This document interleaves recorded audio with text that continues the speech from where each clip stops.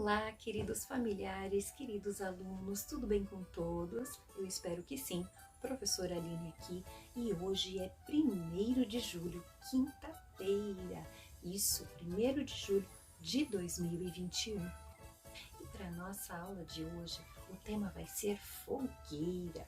Isso mesmo, a Pro vai deixar uma foto, um pouquinho de um vídeo mostrando ao lado para as crianças darem uma olhada na fogueira, vou deixar um vídeo também um pouquinho mais no final para eles darem uma apreciada. Enquanto eles observam a fogueira, né, vocês tentem explicar assim de uma forma bem lúdica para a criança.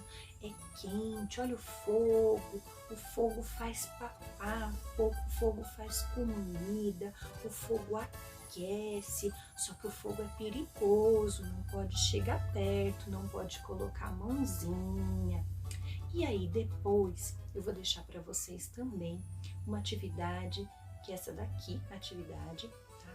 E essa atividade vocês vão poder fazer com as crianças da seguinte maneira. Foi enviado no kit essa atividade, foi enviado os pedacinhos assim de papel crepom. Vocês vão picar junto com as crianças. Deixe as crianças tentarem picar junto com você, né? Pedacinhos de papel crepom vermelho e de papel crepom amarelo, tá? E aí também, para as madeirinhas, pode ser pintado com giz de cera marrom, tá? E aí, depois que picar todo aquele papel, vocês vão passar cola e com os dedinhos da criança vão fazer um movimento de pinça com os dedinhos dela e colocar naquelas partes com cola, tudo bem? Depois que secar bem, aí vocês vão passar o dedinho da criança em cima, para que ela sinta a textura que ficou. Que quando a gente cola o papel crepom assim um por cima do outro, ele dá uma textura diferente.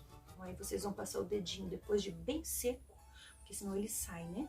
Depois que estiver bem seco, vocês passem o dedinho das crianças e mandem para minha devolutiva de como foi toda essa atividade, de apresentar o fogo, de vocês fazerem esse movimento de pinça, de rasgar e de colar na fogueira, e como que a criança reagiu, depois como que foi quando secou, que a criança sentiu aquela textura, tudo bem? Aguardo um vídeo, uma foto e o relato de como foi essa atividade.